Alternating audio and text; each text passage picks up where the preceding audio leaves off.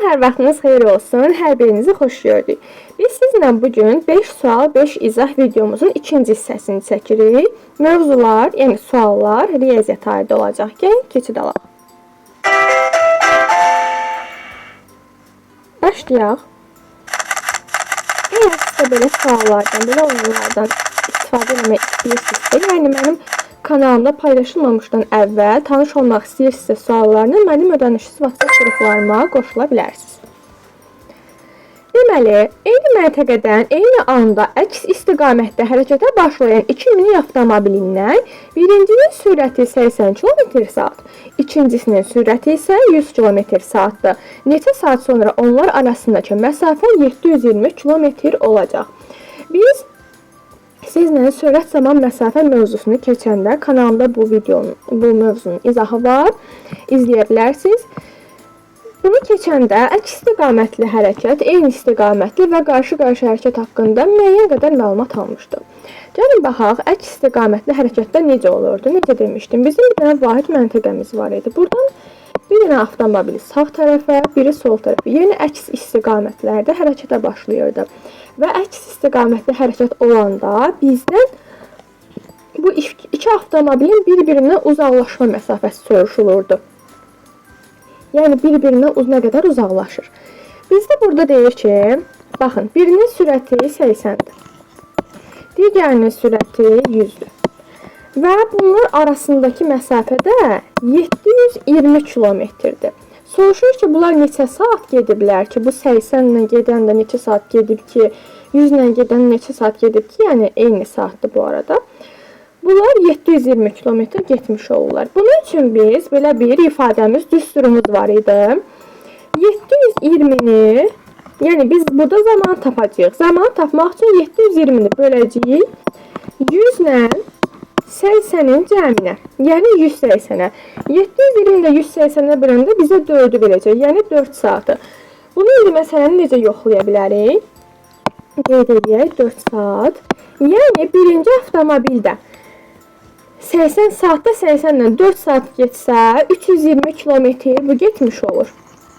İkinci avtomobildə 1 saatda 100 kilometr gedirsə 4 saatda 400 kilometr getmiş olacaq. Və bunların ikisinin cəmi getdiyi yol. Cəmi 720 kilometr eləyəcək. Keçək növbəti sualımıza.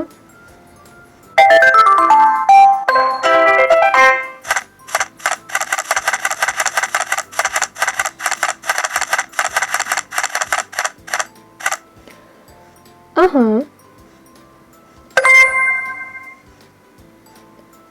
2,50-də 4 qarşı ədədini onluq kəsrlə ifadə edin. Deməli, yazaq 2,50-də 4. Biz bilirik ki, onluq kəsri adi kəsr kimi yazanda bunların məxrəcləri ya 10 olmalıdır, ya 100 olmalıdır, 1000 və s. Düzdürmü? Düzdür. Əla. Bu 2 tamımız öz yerində var. Bununla işimiz yoxdur. Bu qarşılıq ədədi 50-də 4-dür. Yəni tam hissəsinə işimiz yoxdur, kəsr hissəsinə baxaq hələ ki. Bunu onluq kəsrində necə ifadə edə bilərik?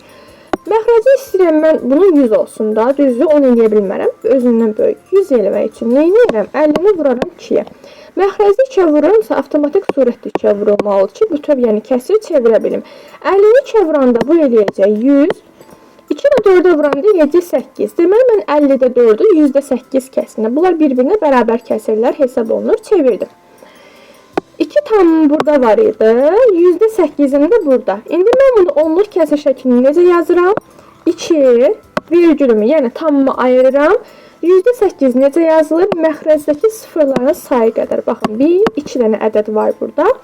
Və 100-də 8 olduğunu da belə tapırıq. Keçək növbəti sualımıza. Bu cür videoların daha çox gəlməyini istəyirsinizsə, zəhmət olmasa videolarını bəyənməyi və kanala abunə olmağı, öz yaxınlarınızla bu videoları paylaşmağı unutmayın ki, hər biriniz yararlana biləsiniz.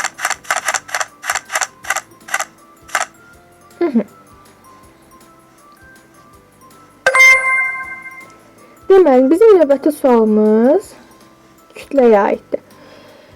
8 ton üstə gəl 400 kiloqram, üstə gəl 50.000 qram. Gəlin birinci bunlar arasında çevrilmələrə baxaq. 1 tonumuz neçə kiloqramdır? 1000 kiloqramdır, düzdür? Əla. Və 1 kiloqramımız neçə qramdır? Bu da 1000 qramdır. Bunları nəzərimizdə saxlayaq. İndi baxaq. 8 tonu nəyə çevirə bilərəm? Mən 8000 kiloqram kimi yaza bilərəm, düzdür? Əla. 8000 kiloqram. 400 kiloqram da öz yerində, bununla bir işim yoxdur. Hələ ki kiloqram kimi yazıram. Bəs mən 50.000 qramı necə yaza bilərəm? Baxın, 1 kiloqramı 1000 qrama bərabərdir. Bu 50.000 qramın içində də neçə dənə 1000 var? 50 dənə 1000 var.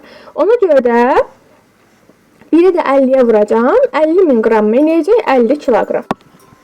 Və bizdən bunların cəmini soruşursa, yəni belə deyim də, kiçikdən böyüyə keçəndə necə eləyirdik? Vururduq, böyüdən kiçiyə keçəndə bölürdük. Birinci biz 8 tonu vurduq 1000-ə 8000 kiloqram. İkinci də deməli 50.000 qram idi. Onu çevirəndə 50.000-i böldük 1000-ə elədi 50. Bunların üçünün cəmini tapırıq. Bu da bizə verəcək 8450 kiloqram. Davam eləyək növbəti sualla. Sonraki sualımız qaldı.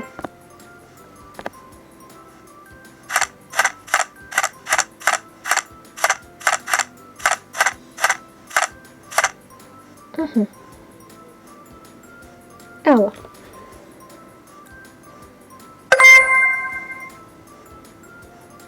Deməli, yol kənarında hər 3 metrdən bir ağac əkilib. Cəmi 15 ağac əkilibsə, ilk və son ağaclar arasındakı məsafə nə qədər? Deməli, uşaqlar, əgər sadə şəkildə göstərim, 4 dənə ağacımız varsa, baxın görün bunlar arasında neçə dənə aralıq olur, yəni məsafə. Bu cür bölmədə ağac aralıq bölməsi adlanır. 4 dənə ağacım varsa, onlar arasında nə qədər oldu? Ara 1, 2, 3, düzdürmü? Yəni ağacın səndən bir dənə az. Tutaq ki, mən bura 2 dənə ağac çəkirəm. Bu 2 dənə ağac arasında nə qədər məsafə olur? Yəni nə qədər ara olur? Neçədən ara olur? Bir dənə ara olur, düzdür? Ona görə də 15 ağac əkilibsə, deməli 14 dənə aralıq olacaq, yəni bununla. Düzdür? Hər aralıqda, yəni hər 2 dənə ağacın arasını bizə nə qədər veribdir? 3 metr veribdir.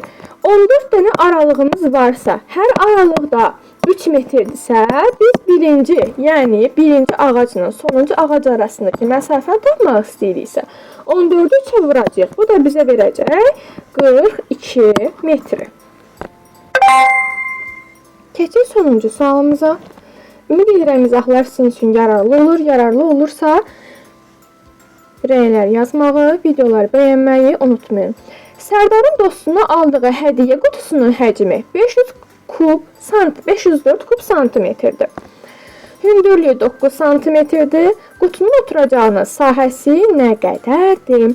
Deməli, biz keçən dərs elə bu yaxınlarda həcm mövzusunun izahını sizinlə paylaşdım.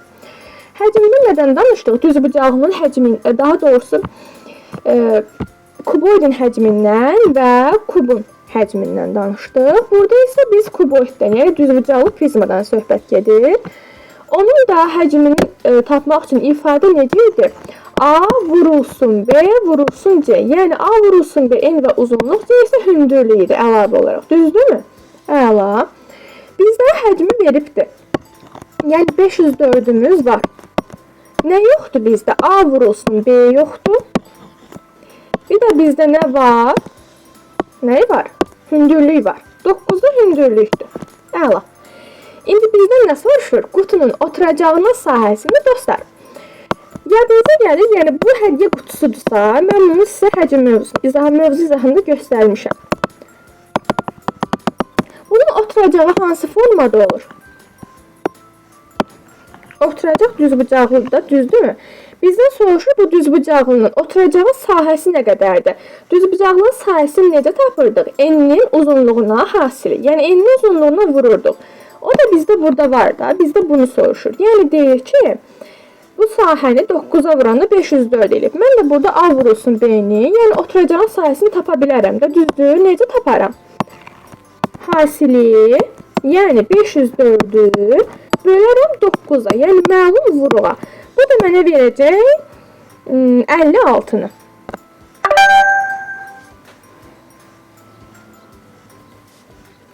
Deməli, bizim sonuncu sualımız idi bu. Ümid edirəm ki, videolarım sizin üçün yararlı oldu. Bu seriyanın davamının gəlməyini istəyirsinizsə, rəy bölməsində bildirməyi, videoları bəyənməyi və paylaşmağı unutmayın. Sağ olun, salamat qalın.